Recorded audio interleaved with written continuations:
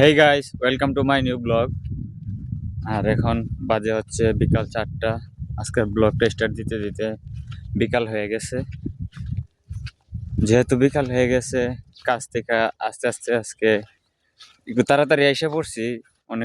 অন্য অন্য দিন 4টা 5টার দিকে কাজ শেষ হয়ে আজকে প্রায় এই 2:30টার দিকে শেষ হয়ে গেছে। আইসা গোসল টোসল দিয়ে ফ্রেশ হয়ে বের হয়ে গেলাম। এখন যাইতেছি আমাদের এলাকার মার্কেটে, ওইখানে গিয়ে আড্ডা দেবো।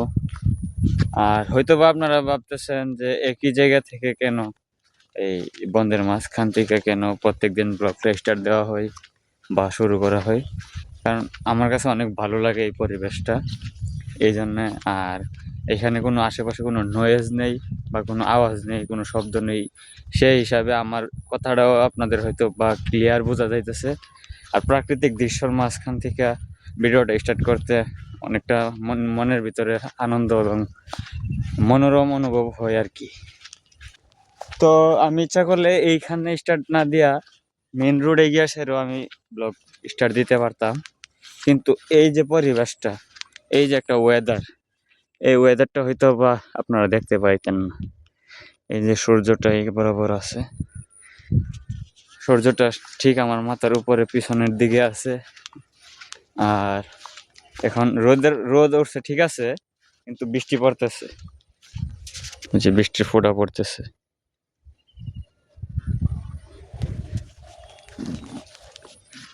ও, আর এইখান থেকে মার্কেটে যাইতে যাইতে সময় লাগবে প্রায় 8 থেকে 10 মিনিট।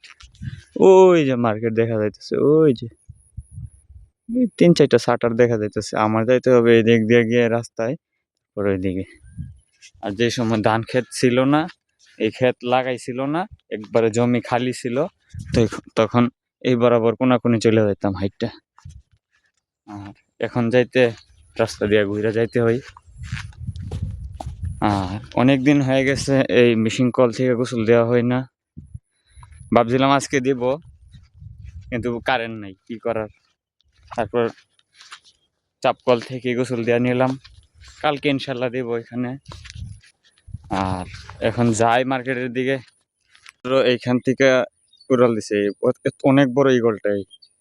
এই যে আমার সামনে এই পিলারটাতে বসা ছিল, আমি ভিডিওটা ক্যাপচার করতে পারিনি। যেই ভিডিওটা ক্যাপচার করতে গেছি, উড়াল দিয়া চলে গেছে, ওই যে ওইদিকে যাইতেছে।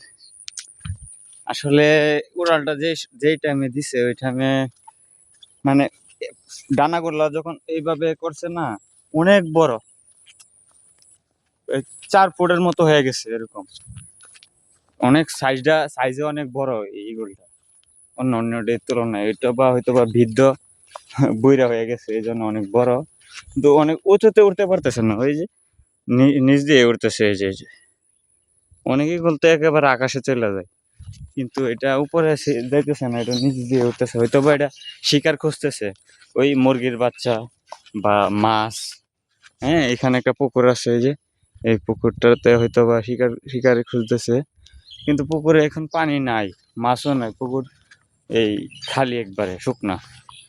তো এইখানে বসেছিল, এখানে বসে হয়তো বা রেস্ট করতেছিল। আর যাইতে যাইতে এই যে কাশফুলের সিজন আইসা গেছে, আর হয়তো বা 15-20 দিন পরে সিজন হয়ে যাবে কাশফুলের। এই যে ইহর গুলা থেকে এই যে ফুলগুলা বের হইতেছে, এটি কিছুদিন পরে কাশফুলে পরিণত হইব। এটি ফুটবো, সরবো, বড় হইব, তারপরে এটি কাশফুলে পরিণত হবে। ফেমিকনের নরম ছোঁয়া। এই যে আস্তে আস্তে মাত্র এই রাস্তায় পৌঁছাইলাম। এই হচ্ছে রাস্তা, মাত্র এই জায়গা দিয়ে 8-10টা মোটরসাইকেল গেছে, আর ওইখানে একটা মোটরসাইকেল, অনেকগুলো পোলাপান আছে। আর এই হচ্ছে আজকের পরিবেশ, ওয়েদার। আর সামনে হচ্ছে আমাদের ফুটবল খেলার মাঠ। মাঠ বলতে এটা পুকুর ছিল, তারপর পুকুর কাইটটা যখন সমান করছে পুকুরের পাড়গুলা, এখন এরিয়া বড় হয়েছে, পুকুরের মাঝখানে সমান হয়েছে, এটা আমাদের ফুটবল মাঠ হয়ে গেছে।